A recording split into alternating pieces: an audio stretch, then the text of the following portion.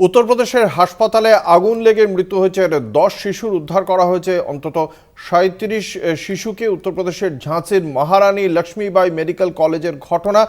এখনো পর্যন্ত এই ঘটনার তদন্তে কি উঠে এসেছে, কিভাবে লাগলো আগুন, সরকারের পক্ষ থেকে কি পদক্ষেপ, বিশদে জানবো। আমাদের সঙ্গে রয়েছেন আমাদের প্রতিনিধি মনীষ তিওয়ারি।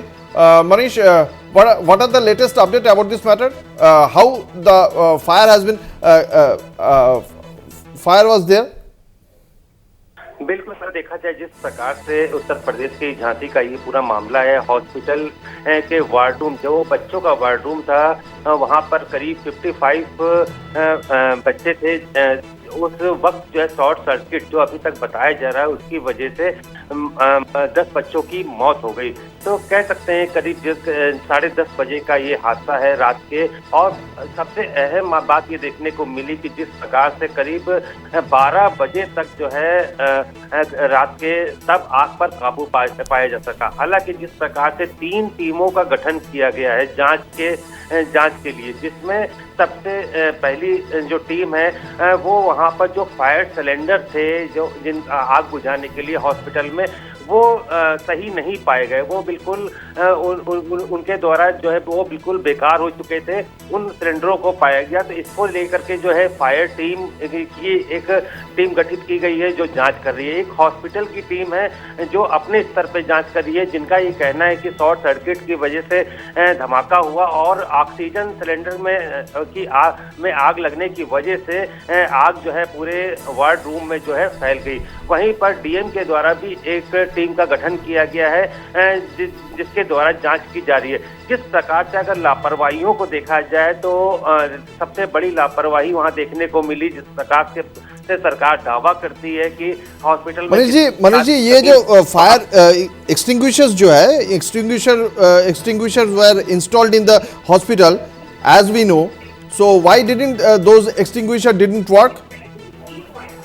जी बिल्कुल, अगर देखा जाए तो फायर का सबसे अहम एक कारण जो देखने को मिला कि शॉर्ट सर्किट, और दूसरी वजह कि वहां पर जो कर्मचारी मौजूद थे उन्होंने आग बुझाने के लिए जो सिलेंडर का इस्तेमाल करने का प्रयास किया तो सिलेंडर बिल्कुल खराब हो चुके थे। और दूसरी बात, अगर अभी तक जो है कई परिजन ऐसे हैं जिनके बच्चे वहां पर एडमिट थे, जिनकी जानकारी उनको अब तक नहीं मिल पा रही है। वो वहां पर हॉस्पिटल में जा करके जो है जानकारी लेना चाह रहे हैं कि मेरा बच्चा यहाँ पर एडमिट था तो वो कहाँ गया। तो हॉस्पिटल के लोग का कहना है कि जो बच्चे हैं उनका डीएनए कराया जाएगा। डीएनए के कराने के बाद जो है बच्चों की जांच के डीएनए के बाद जो है बच्चों को परिजनों को सौंपा जाएगा। जिस प्रकार से ये पूरा आग का सिलसिला वहां पर देखने को मिला, ये एक सबसे बड़ी सोचनीय बात है। और जिसके चलते जो है अब टीम की जांच में क्या क्या कमियां और खामियां आएंगी, उसके बाद जो है किन अधिकारियों के खिलाफ एक्शन होगा वो आने वाला समय बताएगा। लेकिन जो दावे थे अब तक सरकार के, वो बिल्कुल खोखले साबित हुए। हॉस्पिटल में जिस प्रकार की कमियां और खामियां पाई गई हैं वो सबसे बड़ी सोचनीय बात है। इसको लेकर के लगातार जो है विपक्षी दल जो है सरकार पर निशाना भी साध रहे हैं। अब ये देखना है कि जांच टीमें वहां पर मौजूद हैं और जिन परिजनों के बच्चे जो है अब तक उनका पता नहीं चल पा रहा है, वो उनकी जानकारी उन तक कब तक पहुंचती है, ये भी एक सबसे बड़ा सवाल है। क्योंकि काफी आक्रोश है, आक्रोश के चलते जो है सेना का भी इस्तेमाल किया जा रहा है और साथ ही वहां पुलिस की कई टीमें गठित की, जिससे कि किसी प्रकार का कोई भी और भी लोगों का आक्रोश जो है हॉस्पिटल पर देखने को ना मिले। तो कह सकते हैं कि सरकार की तरफ से सावधानियां जरूर बरती जा रही है, लेकिन सबसे बड़ा सवाल यही है कि आग का कारण जो शॉर्ट सर्किट बताया जा रहा है और क्या क्या खामियां हैं हॉस्पिटल, उस पर जांच चल रही है। जी शुक्रिया। কথা বলছিলাম, আমাদের সঙ্গে ছিলেন আমাদের প্রতিনিধি মনীষ তিওয়ারি। উত্তরপ্রদেশের উপমুখ্যমন্ত্রী ব্রজেশ পাঠক তিনি যান ঘটনাস্থলে যান পুলিশের শীর্ষ আধিকারিকরাও কি বলছেন তারা আমরা শোনাবো একে একে।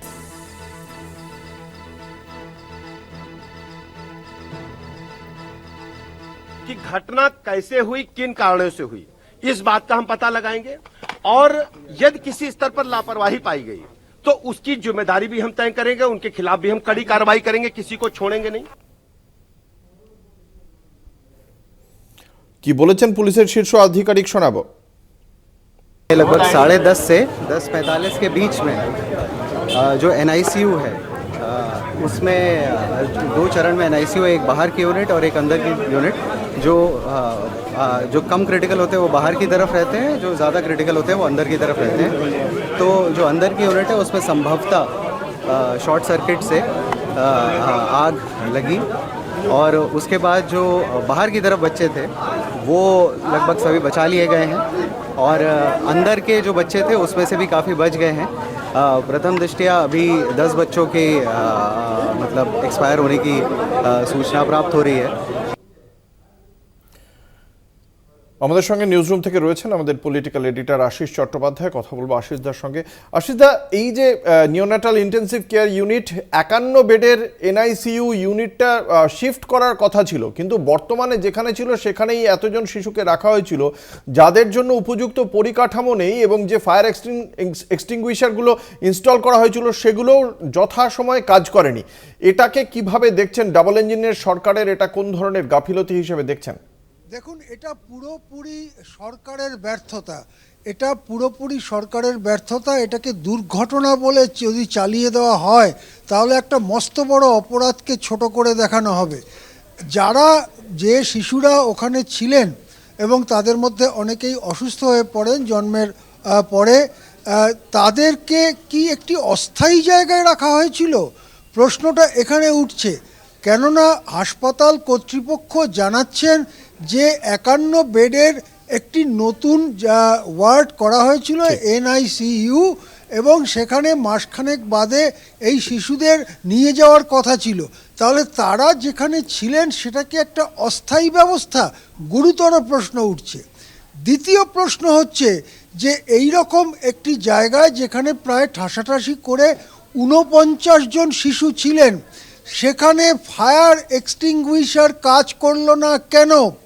আমরা যেটা খবর পাচ্ছি, বহু আগে কেনা এবং এক্সপায়ারি ডেট পার হয়ে যাওয়া, ধুলোয় জ্যাম হয়ে যাওয়া ফায়ার এক্সটিংগুইশারকে যখন চালু করবার চেষ্টা করা হয়, দুমদুম শব্দ ছাড়া আর কিছুই হয়নি, এবং চোখের সামনে শিশুগুলোর ওপর দিয়ে আগুন ছড়িয়ে পড়তে থাকে এবং শিশুরা মারা যেতে থাকেন। সেই সময় নার্সরা কোথায় ছিলেন? স্টাফরা কোথায় ছিলেন? আমরা খবর পাচ্ছি একটি মাত্র নার্স, তার নাম মেঘনা। এই মেঘনা নামে নার্সটি ঝাঁপিয়ে পড়ে শিশুদের তুলে আনতে যান, কিন্তু তার চারদিকে আগুন ঘিরে ধরে এবং তিনিও তার নিম্নাঙ্গ পা থেকে কোমর পর্যন্ত গুরুতর বার্ন ইনজুরি হয়েছে এবং তিনি হসপিটালে। আমাদের কাছে প্রশ্ন, যেখানে 49টি ছোট্ট ছোট্ট শিশু সেখানে রয়েছে এবং তাদের অনেকের শারীরিক অবস্থা ভালো না, সেখানে কতজন মেডিকেল পার্সোনেল, প্যারামেডিক্যাল পার্সোনেল থাকার কথা, কতজন ছিল? অর্থাৎ গরিব মানুষের বাচ্চা তো গুদামে ঠেসে দিলেই হলো, কোনো রকমে ফেলে দিলেই হলো। এই হচ্ছে উত্তরপ্রদেশের ঝাঁসির এই হাসপাতালের প্রকৃত কাহিনী।